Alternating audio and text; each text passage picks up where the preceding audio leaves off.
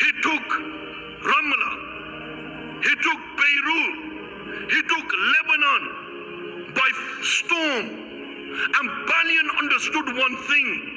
Balian, who escaped from the Battle of Hattin from the second column, from the second group, and they headed towards Tyre.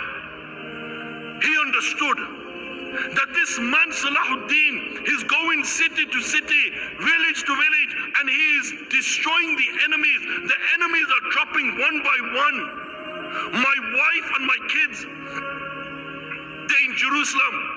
He writes and sends a message to Salahuddin via deputy that my wife and my kids are in Jerusalem. Give me safe passage.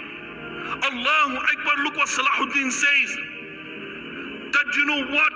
On a condition you do not fight against me. On a condition that you do not raise arms against me. On a condition that you grab your wife and you grab your kids and you go straight to Tripoli, to a place of refuge. On a condition that you will not do a funny one. You make sure you leave with your wife and kids straight away. He agrees and he takes an oath that he will do it.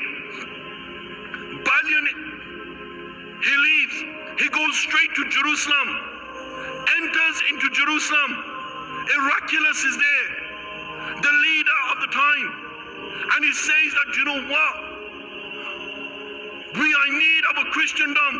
We're in need of a man to lead the army of. Balian, good you have come here. He says, no, but I have took an oath with Salahuddin.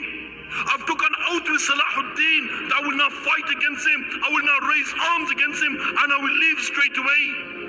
He says, no, you rather serve the Christians than have an oath with this infidel, a non-Christian. And then Balian, he says to Balian, today is the day that I absolve you of your sin. The oath is not binding upon you. And then Balian writes and sends a message to Salahuddin about the predicament that he's in. Oh Salahuddin, this is the situation, I can't leave.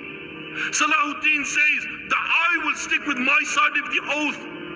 50 knights from the elite of the army are dispatched and deployed. They head towards Jerusalem. They say that we have come for Balian's wife and their kids. They take Balian's wife and the kids and they take him to a place of refuge in Tripoli.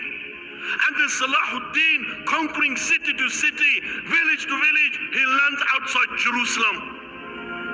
Right outside the gates of Jerusalem, the army of Syria, the army of Egypt, they are assembled under one power, one mission, one job, and that is to bring back the glory of the Muslims. He sends a message: surrender the city or prepare for battle. The Heraclius, he says, no, we are prepared for battle. Salahuddin, the knights, could you just imagine 30,000 soldiers with huge catapults, huge rock loaders, huge crossbows with Greek fire, and they landed outside the gates, and Salahuddin ordered his soldiers, his forces, to launch an attack. The arrows are shot, the rock loaders are launched.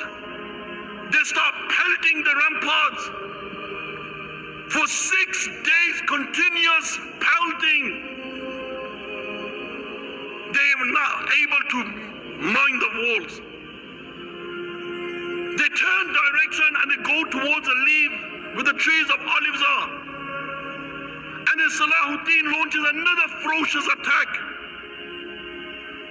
Huge catapults, rock loaders. The walls are mined and the walls collapse. The soldiers of Salahuddin, the forces of Salahuddin, they make their way through and they start sticking their banners up. Balian understood that, you know what, they're in. Salahuddin's forces has come. You know what, we will definitely be defeated. So he quickly come out with an envoy. He comes down, he says to Salahuddin, let's negotiate. Salahuddin says, you want to negotiate?